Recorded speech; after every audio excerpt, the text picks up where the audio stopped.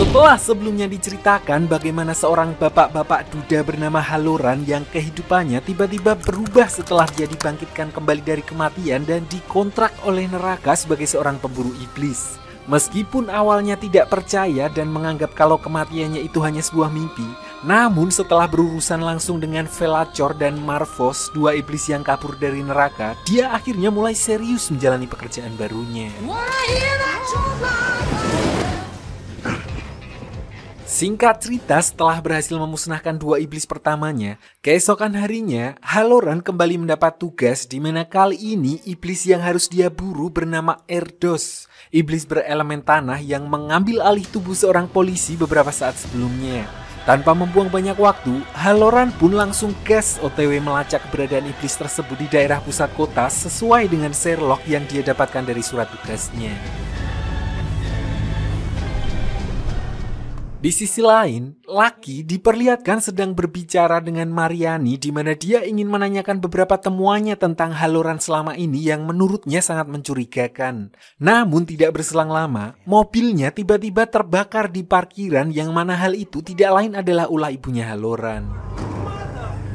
Ternyata setelah mendapat ancaman dari Lucky sebelumnya, ibunya Halloran tidak tinggal diam dan disinilah diperlihatkan pengalamannya sebagai seorang bounty hunter senior yang mampu menyusun rencana dengan sangat efisien untuk menjebak targetnya. Saat itu, ibunya Halloran diam-diam menyusup ke dalam kantor Lucky setelah mengalihkan perhatiannya dan meletakkan beberapa narkoba dan sebuah shotgun yang dia gunakan untuk menembak iblis yang merasuki tubuh pastor sebelumnya.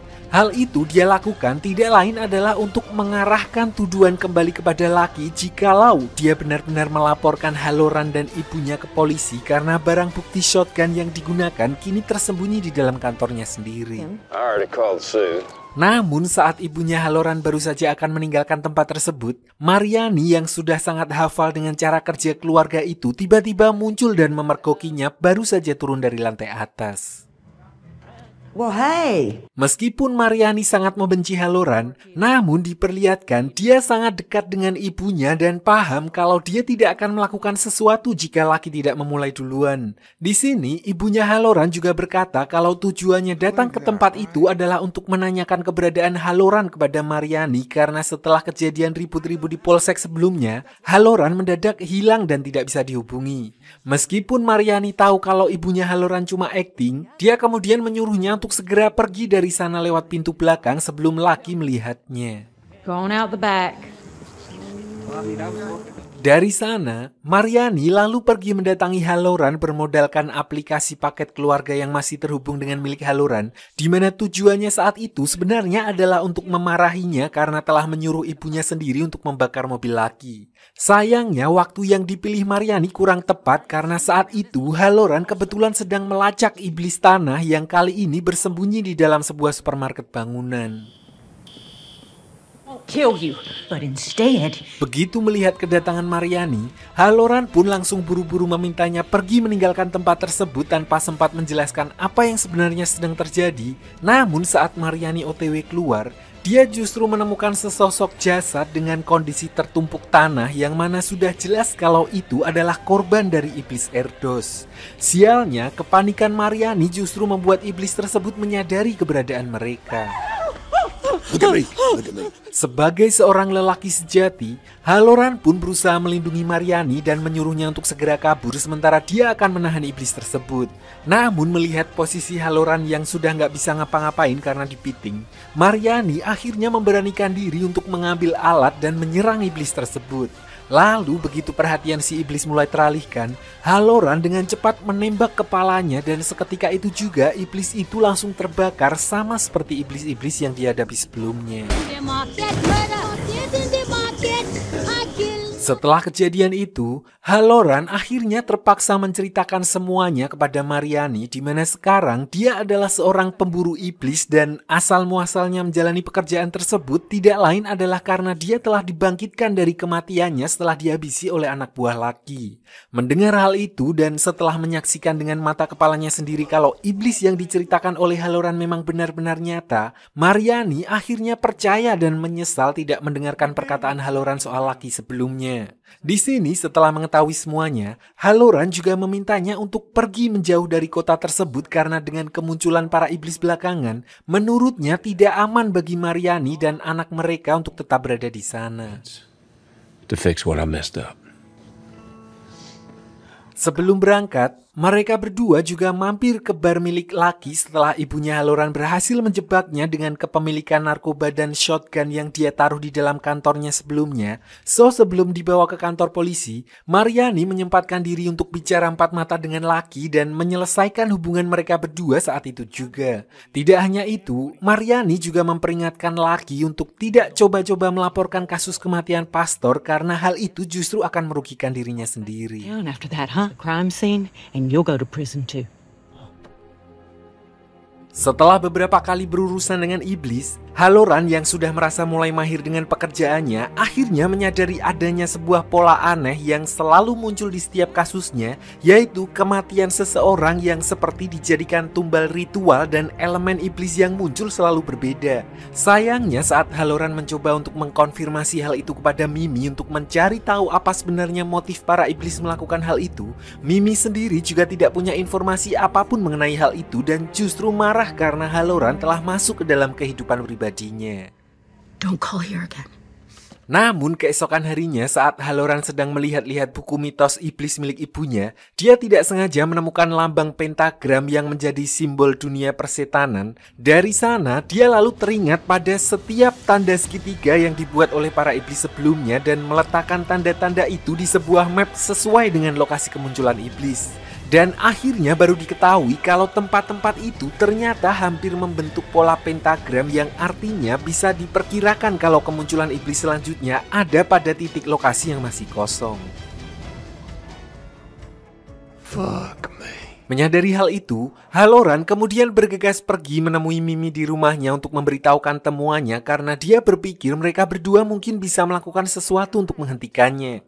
Namun Mimi ternyata sama sekali tidak antusias dengan informasi yang diberikan Halloran karena dia menganggap hal itu sama sekali bukan urusannya karena di sini tugasnya hanyalah sebatas petugas pembuat kontrak untuk orang-orang seperti Halloran dan bukan untuk memburu iblis. Him now from you. Untuk memperjelas latar belakang Mimi, kita flashback dulu beberapa tahun ke belakang saat Mimi baru saja melahirkan seorang anak yang sayangnya langsung terdiagnosa mengidap penyakit kanker. Kehidupan Mimi pun langsung berubah drastis karena kondisi keuangannya saat itu bisa dibilang pas-pasan, sementara biaya pengobatan untuk menyembuhkan anaknya sangat mahal. Berbagai upaya dilakukan Mimi dengan menelpon BPJS kantor pos Pegadaian, setiap perusahaan asuransi yang mungkin bisa menanggung biaya pengobatan anaknya yang sayang hasilnya tetap nihil, bahkan sampai Mimi terpaksa menjual seluruh barang-barang yang bisa dijual untuk mengumpulkan uang, namun dia tetap tidak menemukan titik terang. Lalu dalam kondisi yang sudah sangat putus asa, Mimi sempat kepikiran untuk menjual ginjalnya dan disinilah keanehan mulai terjadi karena laptop yang dia pakai untuk browsing tiba-tiba jalan sendiri dan mengarahkannya ke sebuah web goib yang tidak lain adalah kontrak kerjasama dengan neraka. Awalnya, Mimi mengira kalau itu hanya web iseng-iseng yang digunakan untuk penipuan atau ngeprank orang. Namun keesokan harinya, dia ternyata benar-benar didatangi oleh dua orang utusan dari neraka, persis seperti yang dia lakukan kepada Halloran sebelumnya, di mana kedua orang itu datang untuk mengesahkan kontrak yang sudah diajukan oleh Mimi sebelumnya sebagai ganti untuk kesembuhan anaknya. Jadi kalau Halloran dikontrak karena telah dibangkitkan kembali dari kematian, Mimi justru sebaliknya karena kontraknya tertulis bahwa dia menjual jiwanya untuk kesembuhan anaknya. Hal itulah yang membuatnya berbeda dengan Halloran karena Mimi belum pernah secara langsung masuk ke neraka, maka setelah dia secara resmi menandatangani kontrak perjanjian tersebut, dia hanya akan menjadi semacam HRD sekaligus koordinator dan kemampuannya melihat dunia lain juga hanya bisa dilakukan lewat media cermin. Things are going to be trippy now you can see beyond the veil. But you'll get used to it. Kembali ke masa sekarang setelah pergi dari rumah Mimi, Halloran kemudian ditelepon ibunya yang memberitahukan kalau ada iblis lain yang muncul yang bernama Slivaris, iblis keempat dengan elemen udara yang dikenal mampu mengambil nyawa korbannya dengan sebuah kecupan kematian. Dari sana sudah bisa ditebak kalau yang diincar iblis ini adalah sepasang kekasih, di mana hal itu terbukti dengan kemunculannya yang langsung menghabisi nyawa seorang pemuda yang baru saja akan melamar kekasihnya di pinggir sebuah danau. Namun berbeda dengan iblis-iblis sebelumnya di mana Slivaris diperlihatkan mengambil alih tubuh dua orang sekaligus, sementara pacarnya dibawa hidup-hidup tidak lain untuk dijadikan sebagai tumbal. Tidak berselang lama, Halloran juga tiba di TKP meskipun agak telat karena begitu sampai di sana, tempat itu sudah kosong dan hanya menyisakan bekas korbannya yang tewas tertimpa mobil. Meskipun begitu, Halloran sudah tahu kemana arah iblis itu kemungkinan pergi dan bermodalkan map pentagram yang dia buat sebelumnya, dia langsung OTW untuk memotong jalur para iblis tersebut.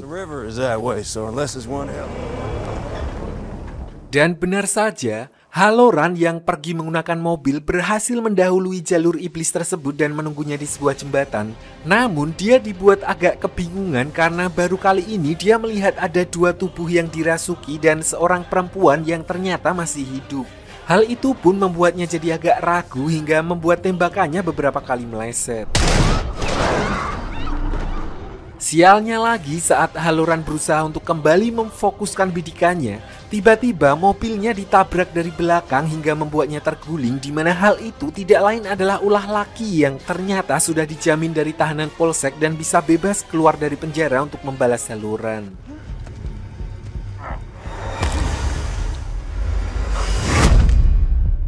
Singkat cerita, keesokan harinya, karena tidak bisa dihubungi, ibunya mencari Halloran ke lokasi keberadaan terakhirnya di mana dia hanya menemukan ponsel dan mobil Halloran yang sudah ringsek. Bersamaan dengan itu, dia juga mendengar dari radio polisi tentang penemuan jasad di lokasi yang dikatakan Halloran sebelumnya dan langsung bergegas menuju ke sana untuk memastikan karena dia khawatir kalau anaknya tewas di tangan iblis. Namun, ibunya Halloran bisa bernafas lega karena jasad yang ditemukan ternyata adalah korban dari ritual iblis. Walaupun artinya Halloran gagal menghentikan ritual itu, paling tidak ada kemungkinan kalau anaknya masih selamat meskipun keberadaannya masih belum diketahui. Sementara itu diperlihatkan kalau Halloran ternyata sedang ditahan oleh Lucky dan dipaksa untuk membuat video pengakuan kepada Mariani tentang kejahatan yang dulu pernah dilakukannya. Jadi selama ini Lucky sebenarnya mengetahui rahasia Halloran yang telah lama dia pendam, namun dia tidak punya bukti yang cukup untuk membeberkannya.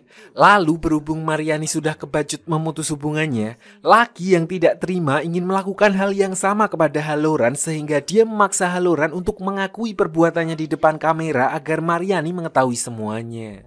You need to hear the truth from Hub. Jadi diceritakan kalau sebulan yang lalu, Lucky pernah mengajak Halloran untuk bicara baik-baik dengannya, istilahnya sowan karena dia sedang dekat dengan mantan istrinya, di mana Lucky mengatakan terlepas dari semua catatan kriminal yang pernah dia lakukan, kini dia sudah bertobat dan meninggalkan kehidupan lamanya sebagai seorang gangster. Oleh karena itu, dia meminta Halloran untuk ikhlas dan tidak perlu mengkhawatirkan mantan istrinya lagi. Namun Halloran yang ternyata masih CLBK alias cinta lama belum kelar, tetap tidak terima dan menuduh Lucky telah merebut Mariani darinya. Dia bahkan tidak segan-segan memukul Lucky untuk memancing emosinya di depan semua orang. Sayangnya saat itu Lucky sama sekali tidak bereaksi dan Halloran justru dihajar oleh security karena dianggap telah membuat keributan di tempat tersebut. Lucky's gonna kill you. Di sini, security itu juga mengatakan kalau Halloran telah melewati batas dan menyuruhnya untuk segera menghilang karena kemungkinan dari yang sudah-sudah, Lucky akan segera menghabisinya. Disinilah dalam pengaruh minuman Homer, Halloran justru mengambil keputusan yang salah di mana dia berniat untuk menghabisi Lucky duluan malam itu juga. Lalu setelah memastikan bar sudah tutup dan semua orang sudah pergi, Halloran diam-diam menyelinap masuk ke dalam untuk mencari Lucky. Sialnya karena di dalam gelap ditambah kondisi Halloran yang agak liut, dia justru menembak seorang bartender yang kita panggil aja Sinta karena salah mengira setelah melihat topi koboi yang dia pakai mirip dengan milik Lucky. So karena panik, Halloran akhirnya membawa jasadnya pulang dan menguburnya di halaman belakang rumahnya, dan ternyata itulah alasan yang membuatnya sampai berakhir di neraka.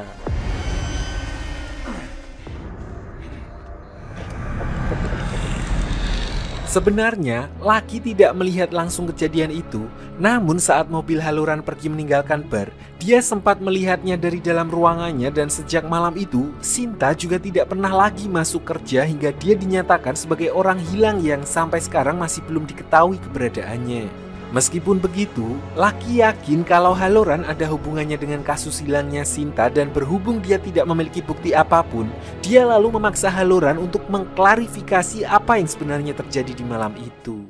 What happened at the club that night? Kembali ke masa sekarang, walaupun mendapat siksaan dari Lucky, Halloran ternyata tetap tidak memberitahukan apapun tentang kejadian tersebut, di mana hal itu membuat Lucky jadi sangat frustasi dan ingin menghabisinya. Namun sebelum melakukan hal itu, Lucky mendengar ada suara dari luar yang dia kira adalah ibunya Halloran, di mana ternyata yang muncul adalah dua iblis Slivaris yang ternyata sedang melacak keberadaan Halloran.